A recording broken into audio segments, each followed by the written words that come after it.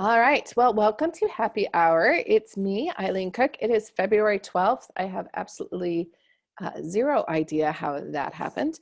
But what I wanted to talk about today, which I'm going to be interested to get you guys' thoughts on, is actually a little bit about kind of sort of descriptions slash observation. So part of this came about, how many of you did sign up to do some of the master classes? I know I was talking about it around Christmas. And I think a few of you actually signed up. Those are the ones you see all advertised all the time on Facebook. Which ones have you taken, Alyssa? Or have you started yet? Malcolm Gladwell. Ooh, how would you, I haven't taken that one. Good one? Bad one? Yeah, so I did the whole Malcolm Gladwell. I enjoyed it, yes. I mean, as a fiction writer, I wouldn't say it was the most relevant,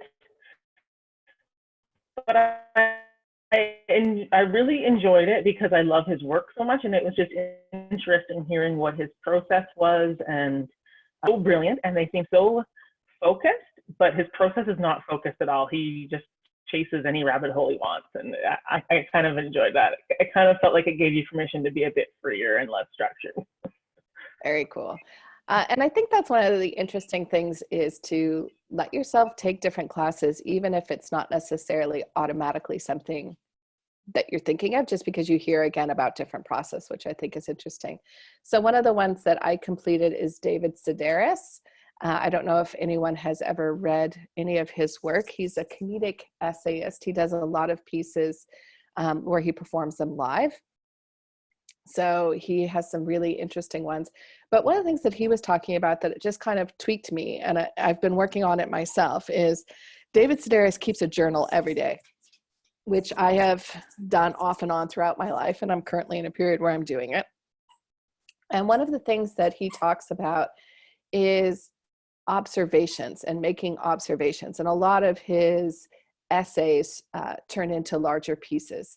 So one thing that he did that I'm going to put a call out is, in the very back of his book, is he creates an index. So if he writes a journal article or a journal entry and thinks, oh, this would make an interesting post, he just marks down the page number and the topic so that he can find it again easily without having to read through entire journals, which strikes me as a very smart thing to do.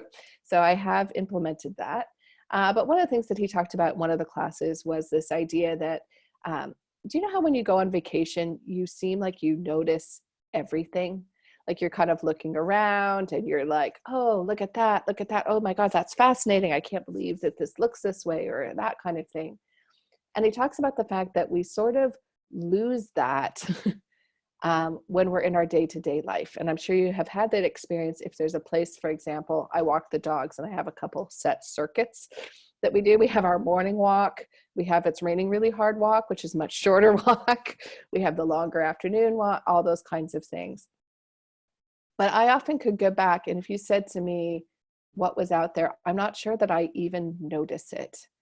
I'm just walking through it. So he talks about kind of challenging yourself to see things and to notice things, which got me thinking in terms of things like script continuity people. I don't know if you've ever watched kind of a behind the scenes on a film kind of thing, but they are people whose entire job it is to notice that the splash of wine was an inch higher in take 5 than it was in take 3. So it's not moving around when you actually see the scene all cut together. And I think a lot of us don't notice things. We don't notice them at all. So to think about doing that. So part of that is just to understand that there's some science behind that. So your brain would be overloaded if you noticed everything, because there is bazillions, that's a fancy number, of data coming in every second. Every sound, every smell, everything that you can see, your brain is recording that and taking a look through it. And it's, without you even knowing about it, it's filtering and figuring out what you need to see.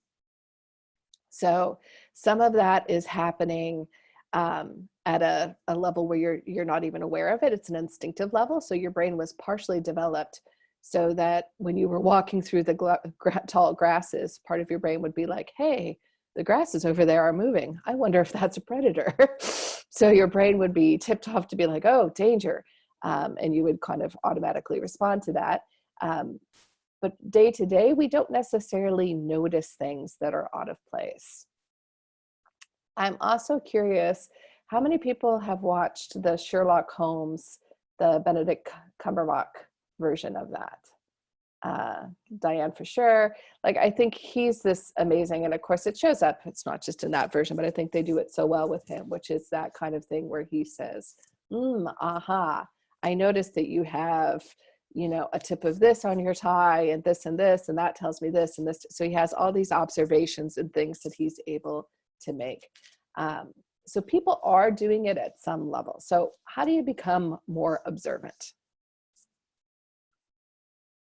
So the first thing you need to do is actually put away some distractions. So how many people are walking about with phone buds in their ears, listening to like podcasts, talking on the phone? If you're on the C bus or on the bus, you just have your head down, you're playing a game on your phone. So my challenge for you in the next week is to occasionally put that aside and really look around. So especially if you take transit is a lovely place to do it.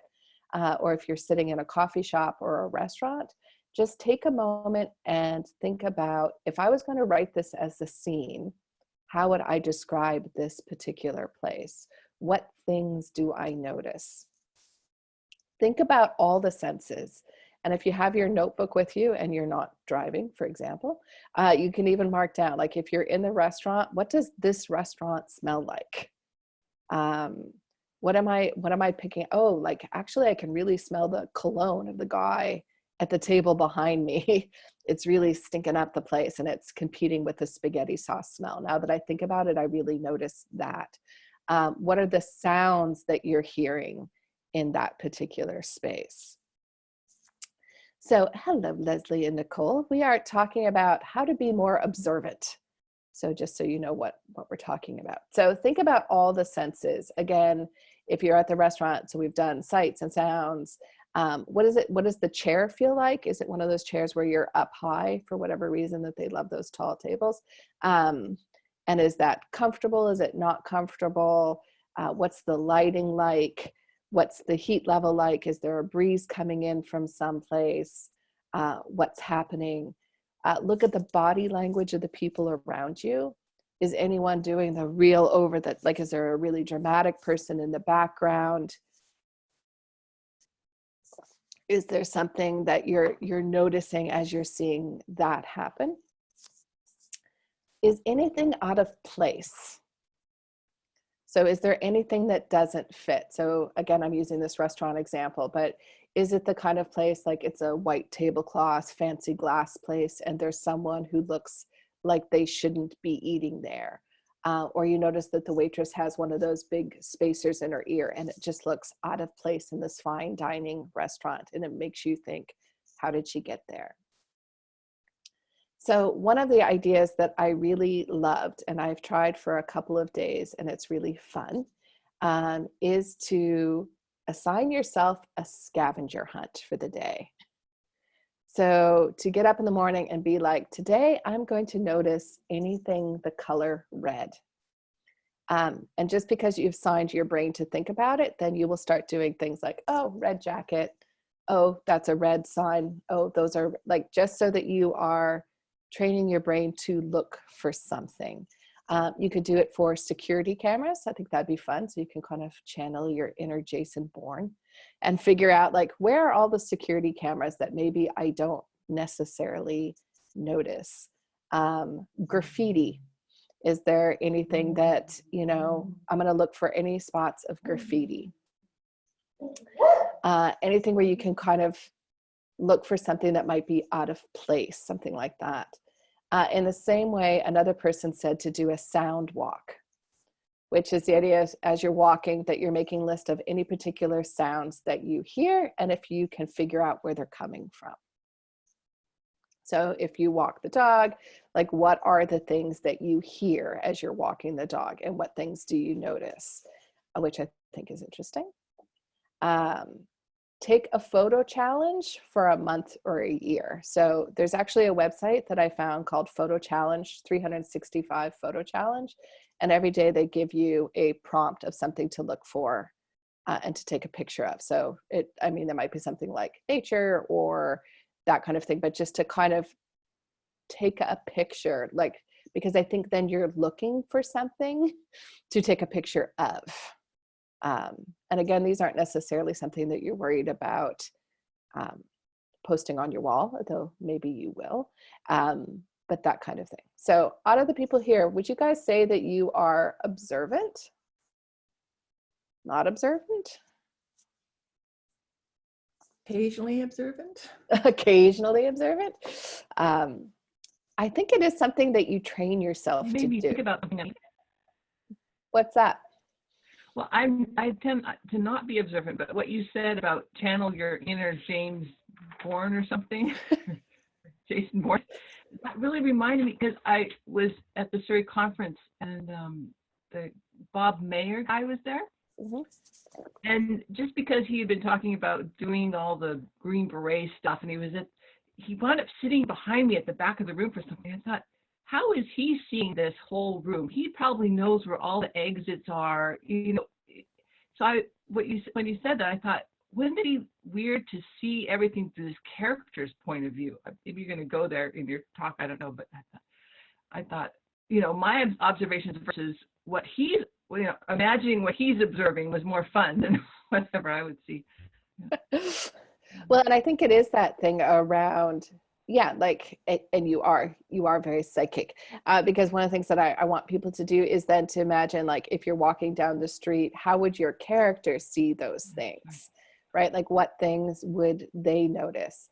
So in a very similar, not Green Beret kind of way, but my dad was in the military, and we're talking now well over 50 years ago, but he still has a very difficult time sitting at a restaurant if his back isn't to a wall.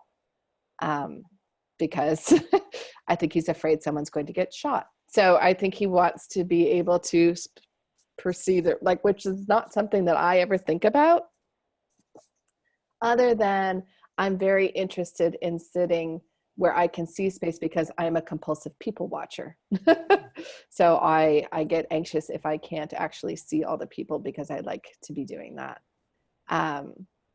Diane's saying, oh, you've had a journal since 1987 and snapshots about your kids. Oh, that would be very interesting to kind of see that kind of progression and stuff that you might forget. I think that's a really interesting idea to kind of catch and see if you can observe those things.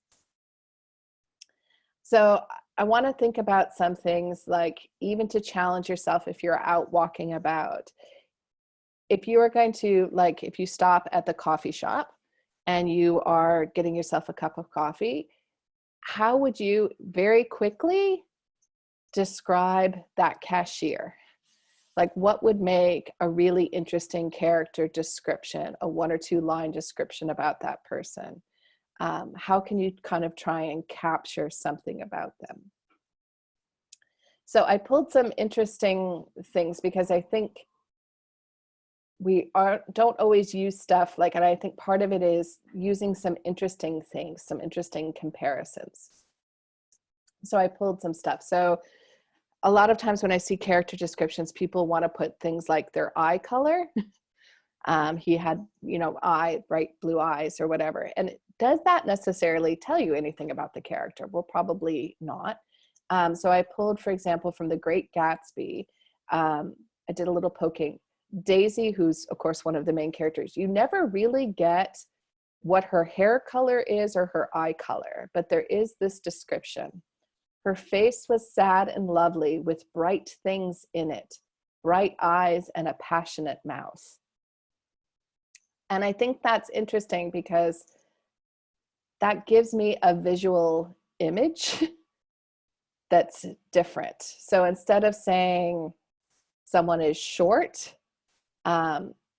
she was a few inches shy of being able to ride roller coasters, was one that came up in something else. In White Oleander, there's the description, The edge of her white kimono flapped open in the wind, and I could see her breast, low and full. Her beauty was like the edge of a very sharp knife, which I think is really quite lovely. He was a funny-looking child who became a funny-looking youth, tall and weak and shaped like a bottle of Coca-Cola. I had a student paper last night, and one of the lines was, she had more boys on her than a Walmart pony ride, which I thought was, again, just kind of gave a really interesting voice and feeling to that one. So I quite like that description. Anyone here have any descriptions either in their work or something else where it stuck with you, something that you absolutely loved, a description that was like, yes, that captured it perfectly? You can use your own writing if you like. You're all shy. I can't think of anything off the top of my head, but I've begun marking my books because those are such great lines. I kind of mark on the edge of my books like something so I can go back to find those great lines where they are. One of mine that it's actually from one of my own books, so I'm taking full credit for it, but I liked, it was talking about an older woman, and the line is, she'd kept her looks but lost her mind. And I just really quite like that, because for me, I was trying to capture that idea of someone who still has it all together. She has the Talbot's twin sets and, the pearls and, still the perfectly done makeup. But she is not functioning well any longer. So it was a way, like, it was a very short description, like I don't want to say a throwaway character, but kind of a throwaway character. But I wanted to kind of try and capture that very, very short kind of thing. So I think doing basically what Susan just said is a great idea, is start highlighting in books if there's a description of space or an individual that really captures you. Diane, did you have a thought? I read this aloud at my book club. I'll try to make it super short, but I loved. Yep, Still Life with Breadcrumbs. Yep. She's talking about all the bad things in this house that she has rented or bought sight unseen. She's from New York. She goes to this weird little countryside area, and the bathroom doesn't work and la la la la la. But I love this. You couldn't sleep in the view or take a hot shower in it or make coffee, nor could you do any of those in this godforsaken house, fully furnished, 4 forks. I like that. There's so much. I had people falling out of their chairs laughing with her description. She's very good. She's very succinct, but you just, 4 forks. That's a single sentence. I just love that. Diane, I just want to comment on what you said, and because you did this too, Eileen. It's funny. Those good descriptions are so good. Why are they're funny too, right? I think, well, or sometimes they can be tragic, like there can be something that kind of sticks in your heart because it just sort of catches your emotion and sort of like, I think unexpected things, they do make us laugh and they catch our attention. So that's where I think we're looking for that kind of thing that sort of catches our attention. And sometimes that's easy or not. But again, like last week when it was raining pretty much nonstop, I was walking down to the C bus and there was a woman who had this, and I don't know if it was a children's umbrella, but it had kind of bright cartoon characters all the way around it. And it was kind of bobbing along in the sea of black umbrellas. And it just stuck out to me, right? Like it was just this, it made me think about her. Like what kind of person is carrying that umbrella? And what does that tell me about her? And I'm making assumptions, and it could just be that she lost her umbrella and grabbed her kid's umbrella, but it stuck out and it caught my attention, it caught my eye, and it would catch a reader's eye if you were writing about that. Margaret Atwood's description of oysters, dried snot. That's pretty close. I always think of them as sea snot is my personal description of that. But I think that is interesting. So I think we're wanting to look at how you can make a description fresh and different, or something that would catch your eye. So using Diane's example, there are a lot of ways to talk about a house that doesn't have the things that you need it to be, right? So if you're traveling and you get there and it doesn't have a coffee pot and it doesn't have all these kinds of things. But that very distinct choice of saying 4 forks really kind of captures that in a way. So I'm going to put a challenge to people to kind of see if we can do a few of these. So if somebody had bright blue eyes, what are ways that you could say that? And you can either say them out loud or you can type them in. So of course the cliche one that I will put, like bright blue eyes, like a blue summer sky, like water, those are probably the most common. But what are other, like maybe unusual things that you could compare blue eyes to that might make it pop? Washed clean like a china plate. Like that.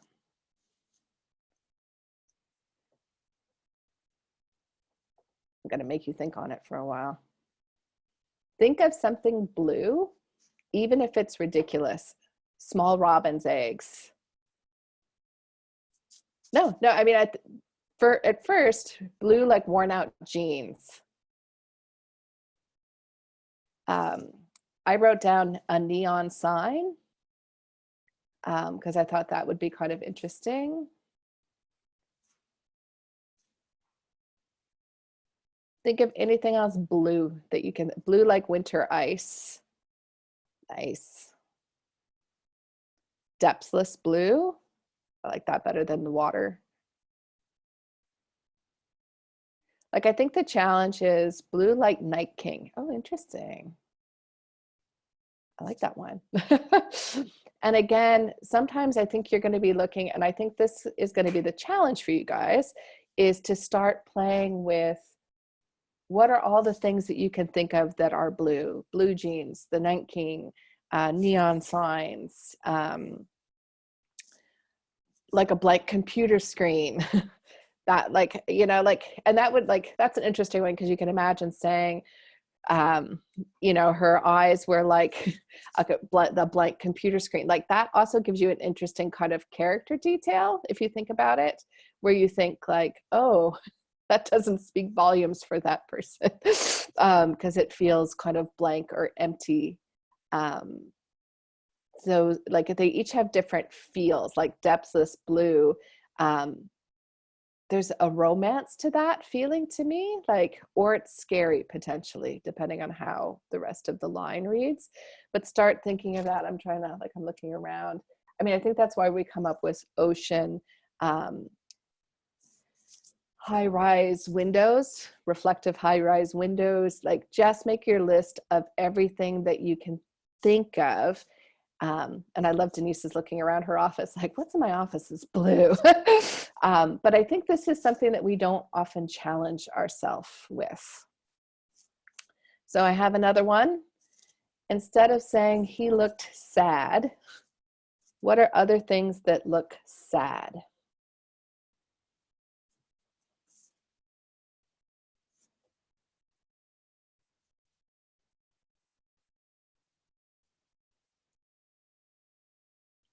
And again, I think it depends on kind of sad, like a tricycle missing a wheel. That would work, definitely. If you wanted to say he looked sad, but maybe it wasn't, you weren't sure how honest it was, one of the ones I came up, like a TV anchor giving bad news. Like roses after a frost, like a lonely puppy left behind in the store window, like an empty swimming pool, like a teenage boy whose mother's given up on doing his laundry for him. That one works. That one makes me laugh. And again, you can sort of see, like, as you're playing with these, like, okay, like that one, if you were writing a certain thing like that, would have a definite kind of feel or tone to it. So what is it that you're trying to do? So again, thinking about like, what are all the things that, you know, like when you see it, you're like, oh, that's sad. Like you had both Jenny and I think are pet store people, because I also had like a puppy who's had his ball taken away. Because my dogs often have that sad eye look, right? Or, you know, you can imagine that, where it's that kind of anything that would make you think like, oh, that's sad, like the girl who didn't get asked to the prom. Anything you can think, but of course all of those will have a different feel, because you could say like the girl who didn't get asked to prom, or I much prefer Susan's line, the teenage boy whose mother's given up on doing laundry for him. That's one kind of sad. But if you also said he looked sad, like a mother outside the ICU unit, like those are two very different kinds of sad, and two very different kind of sad feels that it's going to leave the reader with. But it takes it a lot deeper and a lot more interesting and a lot more likely. Oh, Alyssa's breaking my heart. The girl whose crush asked her best friend to prom. That's a different kind of sad. So you can see like with those descriptions that you're adding a lot more to it. So now let's write a little sad like Jonestown. Oh, that's sad. And I love that people are starting, you guys are catching on. This is lovely. All right. So the next one, instead of saying someone is looking longingly at someone, what else could you do that would show that desire? If you wanted to show that someone was looking at someone with desire, what could you say?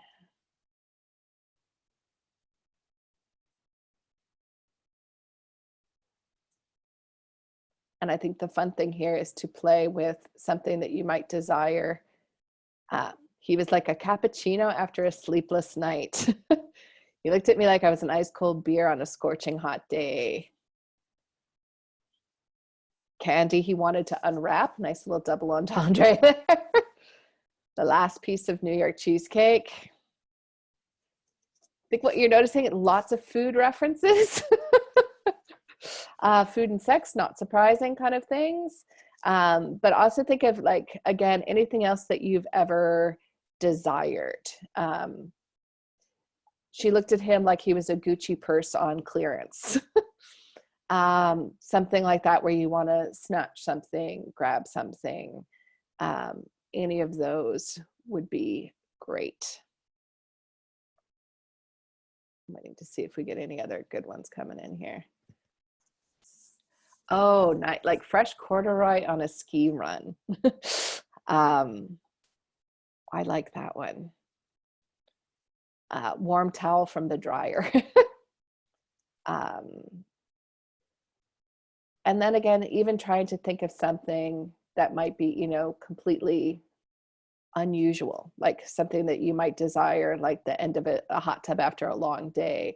All of those are adding to that kind of desire feeling. So again, stretching yourself that way. So we've got 2 more to do, and then I promise I'll talk about other stuff. But the next one I want to do is, instead of saying someone is afraid, what kind of thing might show fear?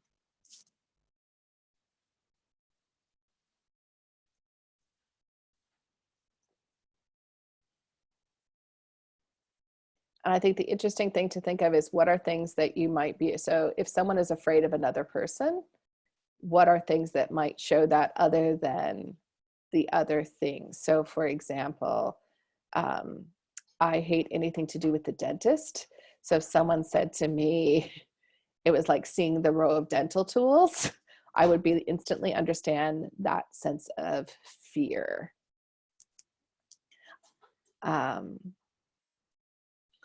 She was like, as if they were the coronavirus. There you go. Faced with a tarantula. A good writing one, the pen looked enormous, heavy, and unmovable weight he could not lift. You can start seeing that kind of dread or fear coming through with things.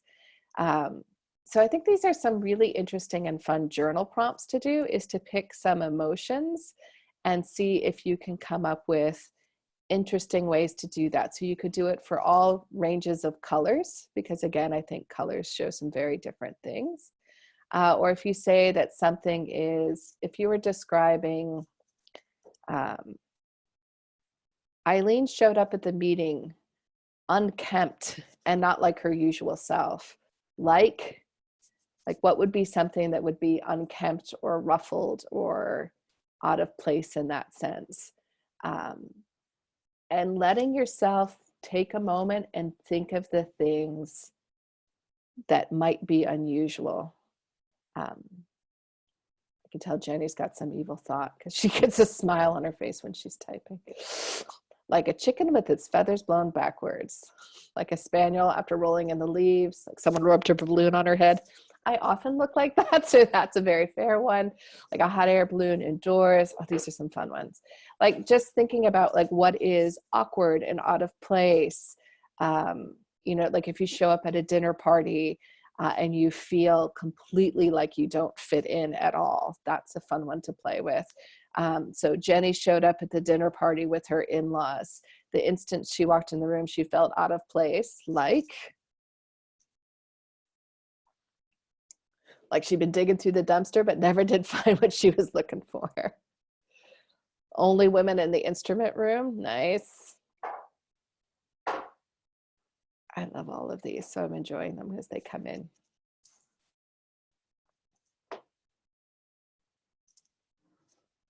But I'm going on the record that I want you guys to sit down, and again, whether it's a journal prompt or again, if it's something that you're doing as you're going through, went to an environmental protest with an SUV, nice one. With your Humvee, looking at that one, is what kind of things might stick out. And so one, I'm going to say, you might be the kind of person, and I think sometimes we have these wonderful lines that just come to us, beautiful and unbidden and just delicious, and we're so happy to have them. But I guess what I'm going to argue is I think a lot of times they don't. They come later, and that we often take the easy way out. So we say, well, she felt uncomfortable, like she didn't fit in. And if we took the time to kind of maybe push ourselves and be like, okay, depending who that character is, like what is some way that would really show that uncomfortableness, that would really add to it, something that could be highlighted. Instead of saying, oh, someone has bright blue eyes or that kind of thing, like, well, is there a way, like if I say those are neon blue eyes or blue like denim, that gives me a feeling of comfort.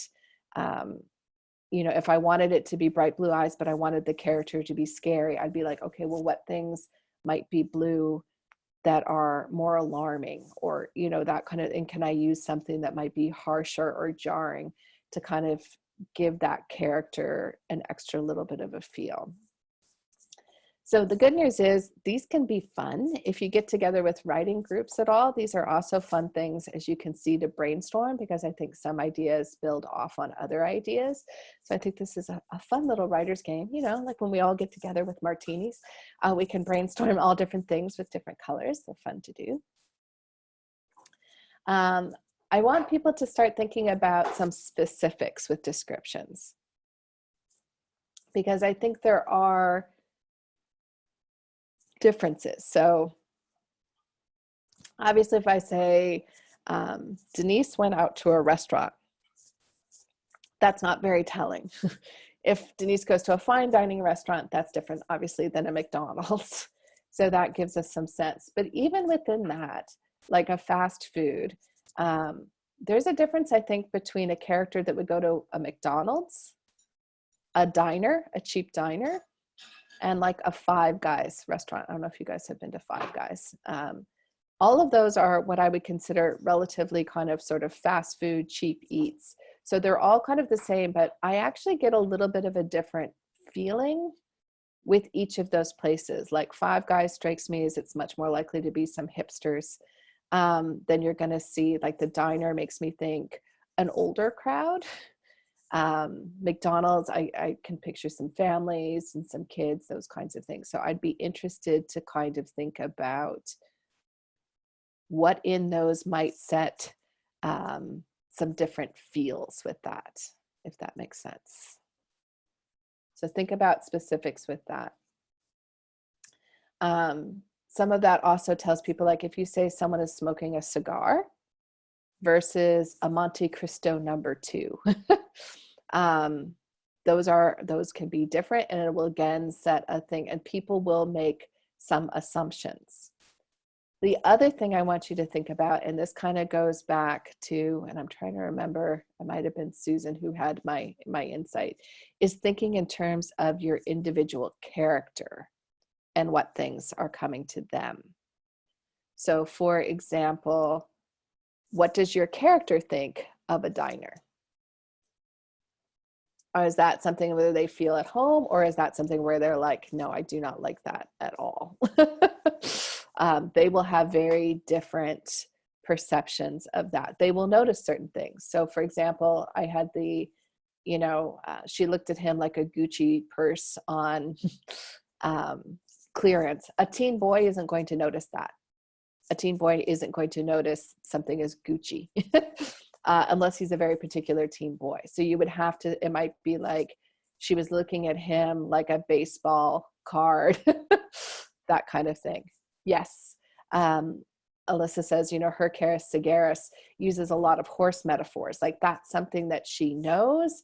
And she would, like, if she was thinking of desire, it might be, and I know jack shit about horses, but he was looking at her like she was a fresh pile of clover, like that kind of thing, like something that would be a particular thing that would resonate and make sense to her. So when you're thinking of specifics, not just specifics in general, but you're also wanting to think specifics in terms of what things would stick out for your character. I have a house guest and she made me tea and it's lovely. Best part of having house guests is ones who know you very well. So thinking about that. So one piece of warning that I'm going to put in around all of these descriptions is to don't get carried away. Like sometimes I think we start falling in love with descriptions and we feel like everything needs a really rich and ongoing description. Descriptions can slow your pacing potentially. So one, how much detail are you going into? You don't have to do overload. So if you're trying to show that Joe is an asshole and he kicks the dog as he walks into the room, that's enough to tell us that he's an asshole. He doesn't also, you don't have to be like, Joe's the kind of guy who would kick a dog out of his way, the kind of guy who would throw a drink, the kind of guy who would do this, the kind of guy he's like this. Like once you've kind of said it, we got it. You don't need to go necessarily into ongoing detail. The other thing is sometimes the more detail you're giving, the more attention. Think of it like a camera again. And the more attention the reader is going to think, oh, I'm supposed to notice that thing. So sometimes you could be using this to your advantage. So if you are writing mysteries or thrillers, sometimes you want to distract the reader. So you might put a focus on something while something else is happening, and you're wanting them to notice the shiny so that they're missing the not shiny. But later when they go back, it will have been there the whole time. But otherwise, to be aware, if you're setting them up to notice something, they're going to think they're supposed to be paying attention to it. That's part of what's happening. All right. So one challenge I'm going to put to this group is to start thinking of some fun observations or descriptions and posting them in the forums this week. So if you come up with a great one, I want to see it. And you can just say observation from class, and then people will know what they are, and hopefully we'll start getting other people to go in there. And I will post so people know what's going on. So I will start the post after class today so people can stick them in there. Other questions or thoughts on observations? I just have a question. I'm just struggling because you can think of these great observations from one point of view, but then, like you say, is it the point of view of the character, or is it my point of view as the narrator? And so it's like, oh, kind of have to be careful where where I'm coming from in terms of describing things. Well, and for me, it's one of those things where I always need to remember I can't do it all in a draft. Like I think sometimes, particularly the more you learn about writing, sometimes the more it's really easy to get stuck and you get kind of panicky because you have moments where you're like, oh no, I don't have enough rising action, or I don't have a good enough description here. Like, just write your draft. And then for me, it's as I'm going back through is when I start thinking about what would be a fun or an interesting way to put this. The book that I'm working on now, I was talking just before office hours started that I'm very happy because I'm writing fiction again after a long break of not writing it. And it's meant to be a dark comedy. We'll see how this goes. And this is going to shock all of you. It's about a woman who might murder her ex-husband. I don't know where the inspiration has come from, but I am potentially working on it. But it is meant to be funny. And what is interesting is sometimes that means for me that I have to go back later and then think about it in a different way. So I kind of will put something in there, or sometimes I've even put like, she was angry like XXX, because I can't think of something funny in the moment. It's just not coming to me.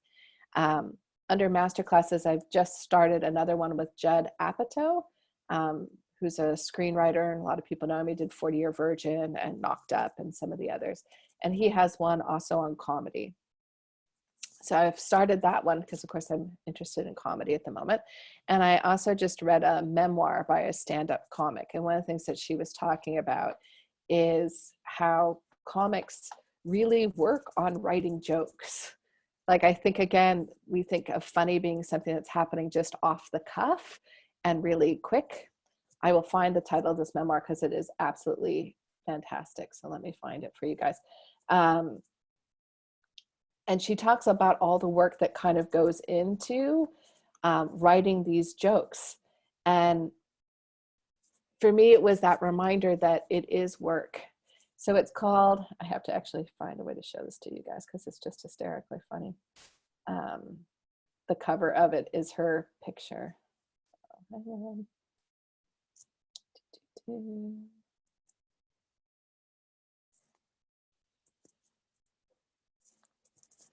It's a memoir called You're Better Than Me. And I absolutely love that picture of her. And she is a stand-up comic, and she's actually from Canada originally. And she grew up in Saskatchewan and then made her way down to LA. And she's actually been quite successful. She's been on David Letterman and all the other various things. And she makes her living as a stand-up comic. The memoir is hysterically funny. As you can see, out of 92 ratings, it's 4.5 stars. So it is definitely a hot one to check out.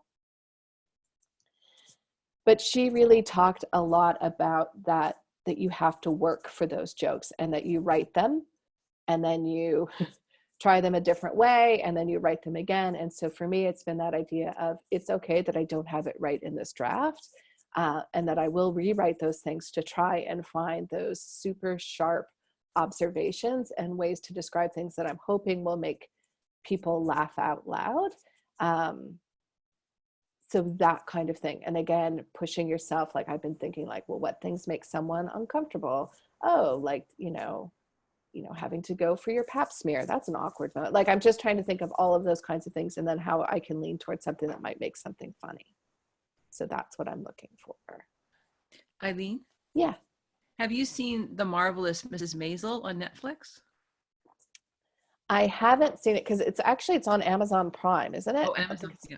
And I didn't have Amazon Prime until very recently. So I am going to watch it. I am finishing watching You, the second season, which is on Netflix. Going for your mammogram and the technician is a former student. Yes, that would be extraordinarily awkward. I can also share a good and funny awkward story. A friend of mine went for a mammogram and the power went out while her boob was in the machine. And they had to get the janitor to come with the Allen wrench to unleash her. So she's like, the clerk is like, oh, I can't get that. Like, I have to, like, she was like, just get something. Like, I mean, you can't go anywhere because your boob's in the machine. So funny story that always sticks in my particular memory. A lot of painful things are very funny because people find humor in those things. So those are things that I am trying to dig out for this book. And then, of course, challenging myself to keep finding the funnier and funnier one. And Leslie, in the chat window, I didn't know if that was the shock face or if that was supposed to be the flattened boob. So I wasn't sure which one it was. So there you go. All right.